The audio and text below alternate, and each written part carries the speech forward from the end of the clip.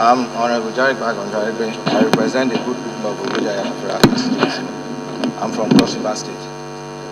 Honorable Minister, I want to commend you for appreciating the problems of the Ogudu Cattle Ranch, which is one of the major tourist sites in the Federation.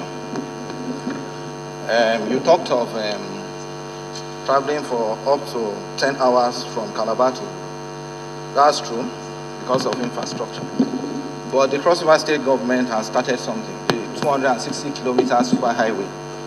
That 260 kilometer superhighway will reduce that whole journey to about 2 hours or less. But that project has been faced with a lot of booby traps, ranging from environmental impact assessment and all of that, just to ambush the project. It is a major project, and that road is supposed to serve the Ogudu Cattle Ranch, which I would want to appeal that you use your good offices to make sure that the federal government supports that project.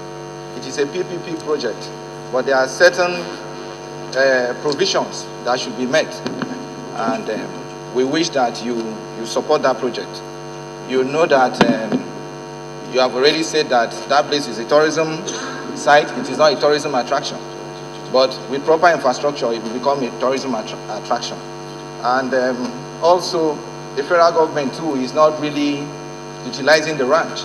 In the past, we used to have retreats, seminars, and all of that. People go up to the ranch. We need to utilize that place so that other people will also come in.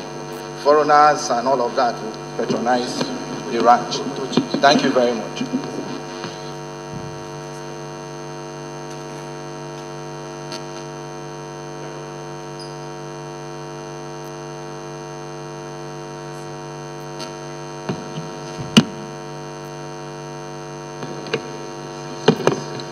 Thank you, Right Honorable Speaker, honorable colleagues. I want to also lend my voice on this very critical subject that has to do with our nation, the diversification of our economy. The presentation by the Honorable Minister indeed he did a diagnostic assessment of the sector, which unveiled a very disturbing and lamentable state of the sector, to the extent that it is contributing only 1.5% to our GDP. He did not stop there. You also brought out the prescriptive options with which to reverse this ugly trend, among which are appropriate infrastructure, assured security, and others. I want to note, Mr. Honorable Minister, you inherited a very vibrant movie industry, though private sector driven, with the entertainment industry, the comedy industry, all of which have become global brands.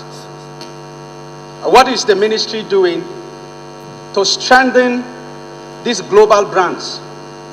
And what would you say is the contribution of the movie industry, entertainment industry, and comedy to the national GDP? I also want to align myself with the speaker when he asked the question of target setting. Now that the ministry, particularly the tourism sector, is contributing only 1.5% to the GDP, what would be your target? What target have you set for yourself and for the ministry in pursuit of this quest for diversification of our economy, that at the end of the tenure, this tenure, what would have been the contribution of your ministry in diversifying our economy to the extent that the potentials and the capacity which tourism has which has become a mainstay for some nations across the globe? What would be the contribution of this sector to our economy? Finally, I want to thank you for being part of the National Brand Cultural Festival in Zembirom, in Jos, which you honored. It is from my community and from my people, and we want to thank you for identifying with us, and we want to assure you that that is one attraction that will become a national and a global brand. Thank you, Mr. Speaker, honorable colleagues.